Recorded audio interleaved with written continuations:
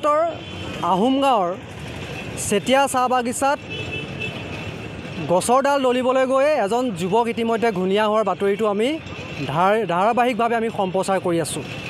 আৰু সেই যুৱকজনক যোৰহাটৰ বালিগাঁও যিগৰাকী বিষয়া আছিলে, কাৰ্যবাহী যিগৰাকী বিষয়া মনচুমী শইকীয়া আৰু একাংশ অভিযন্তা আৰু লাইনমেনগৰাকীয়ে এজন শিশু শ্ৰমিক তাত ব্যৱহাৰ কৰিছিল।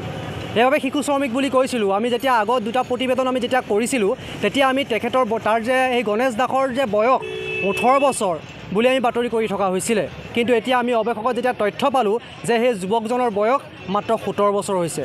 17 বছৰ বয়সতেই সেই গণেশ দাস নামৰ যুৱকজনে এখন সোঁহাত হেৰুৱাবলগীয়া হ'ল বালিগাঁও বিদ্যুৎ উপসমণ্ডলৰ একাংশ বিষয়া আৰু কৰ্মচাৰীৰ বাবে। আৰু সেই গণেশ দাসৰ পিতৃয়ে এতিয়া ঘৰে ঘৰে টকা বিচাৰি গৰু ম'হ বিক্ৰী কৰি সেই গণেশৰ ইতিমধ্যে চিকিৎসা কৰিবলগীয়া হৈছে ডিব্ৰুগড় চিকিৎসা মহাবিদ্যালয়ত। আৰু লাইনমেন যিগৰাকীয়ে তেখেতক গছৰ ডাল কাটিবলৈ উঠাইছিল আৰু যিগৰাকী বিষয়া মনচুম শইকীয়া গছৰ ডাল দলিবলৈ উঠাইছিল, সেই পৰ্যায়ত যেতিয়া এই ঘটনাটো হ'ল, ঘটনাটো হোৱাৰ পিছত সেই বিদ্যুৎ বিভাগৰ এখন বাহনেৰে যোৰহাট মেডিকেল কলেজলৈ আনিছিল। মেডিকেল কলেজত তাৎক্ষণিকভাৱে যোৰহাট চিকিৎসালয়ৰ পৰা ডিব্ৰুগড়লৈ তেখেতক প্ৰেৰণ কৰে।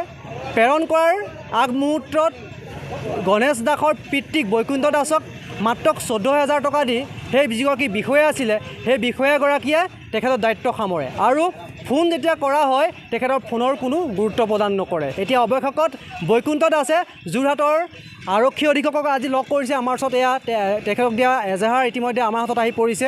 যোৰহাট জিলা আয়ুক্তক লগ কৰিছে আৰু বিভিন্ন দল সংগঠনৰ তেখেতে ইতিমধ্যে সহায় বিচাৰিছে, কিয়নো বৈকুণ্ঠ দাসৰ পৰিয়ালটো একেবাৰে দৰিদ্ৰ সীমাৰেখাৰ তলৰ পৰিয়াল হয় আৰু সেয়েহে বৈকুণ্ঠ দাসে ইতিমধ্যে চিকিৎসাৰ বাবে তেওঁ অৰ্থ সহায় বিচাৰি বিভিন্নজনৰ সহযোগিতা ইতিমধ্যে বিচাৰিছে।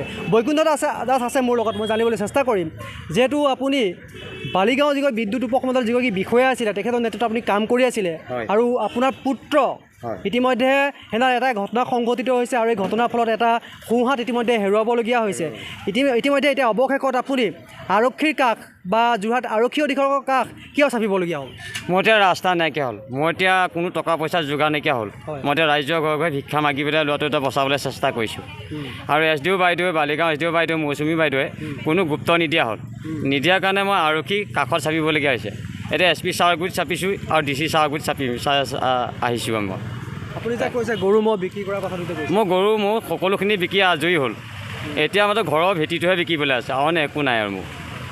এতিয়া ৰাইজৰ ঘৰে ঘৰে মই ভিক্ষা খোজা দি পইচা খুজিবলগীয়া হৈছে। মোৰ একো ৰাস্তা নাইকিয়া হ'ল।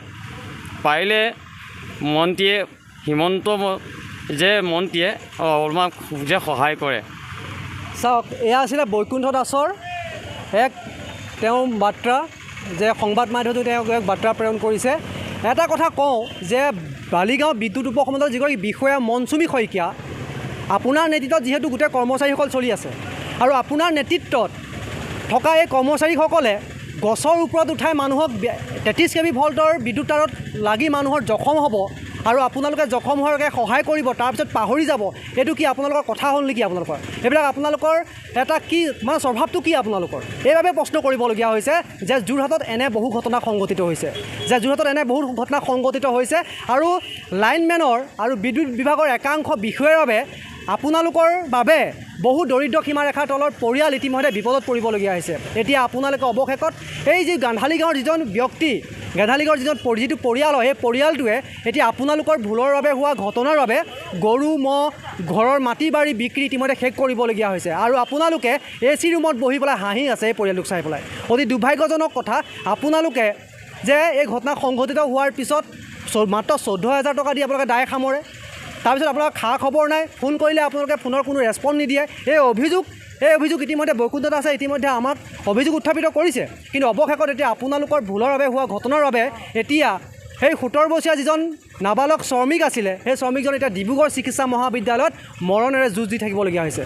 কিন্তু আপোনালোকৰ এবাৰো খবৰ ল'বলৈ সময় নাই সেই যুৱকজনক। এতিয়া অৱশেষত আপোনালোকৰ বিৰুদ্ধে আজি যোৰহাটৰ আৰক্ষী অধীক্ষকক, যোৰহাট জিলা আয়ুক্ত মহোদয়ক আৰু বিভিন্ন তেওঁলোকে দল সংগঠনৰ ইতিমধ্যে কাষ চাপিবলগীয়া হৈছে।